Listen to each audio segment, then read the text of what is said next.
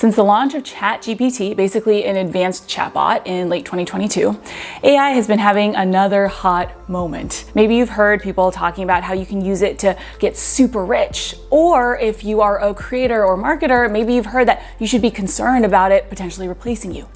Is it really true? First, there are some basics we've got to cover so you can separate the BS from the truth, starting with what AI, artificial intelligence, really is. Technically, it's the theory and development of computer systems able to perform tasks that normally require human intelligence. From that definition, you can already start seeing how there are some things that AI will likely never be able to replace, because there are two types of human intelligence that are very hard to simulate. The first is intrapersonal. That's the intelligence involved in self-awareness and setting goals. Because at least right now, computers don't have desires, self-awareness, or understanding. The second is creative. That is the ability to create something new, which by definition, AI cannot do. Why? Because AI uses models and algorithms to analyze patterns in existing data. That means the data has to be provided, AI does not create. But in case you're still a little concerned, let's go over a popular example. Just a few months ago, someone used AI to create a work of art that won first place at the Colorado State Fair. You might think, how is that not proof that AI is creative? Here's why.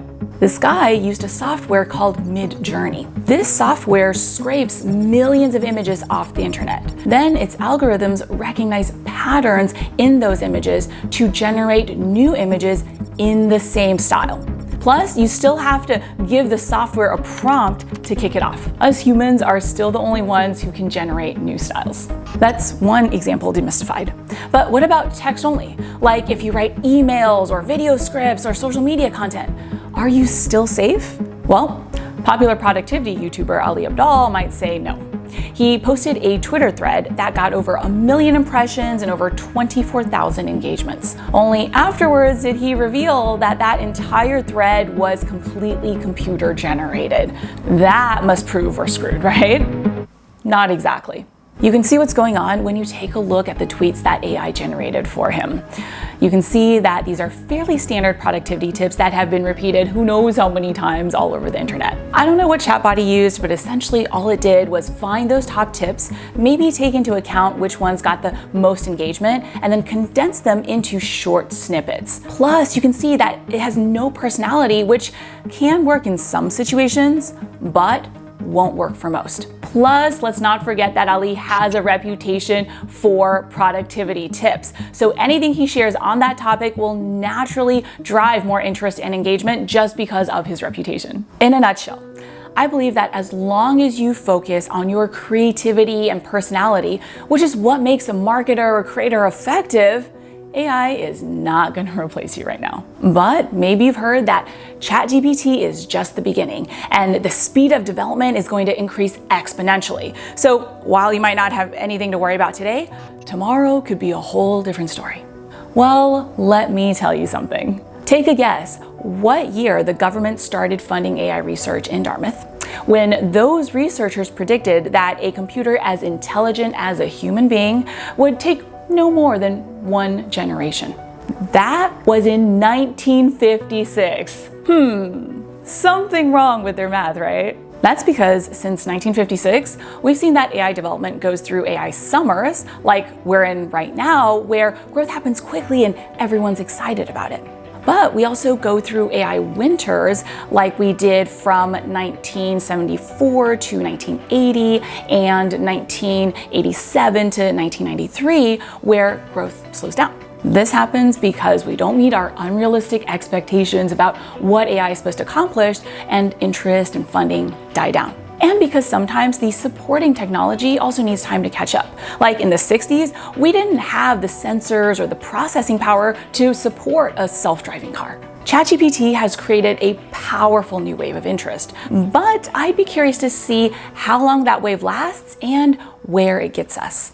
Because as cool as ChatGPT is, it's simply, and I say this not in a derogatory way because I think it's amazing and I'm fully admitting I would never have been able to create anything like it, but it simply got some more advanced algorithms for data and language processing. But it's still the same idea.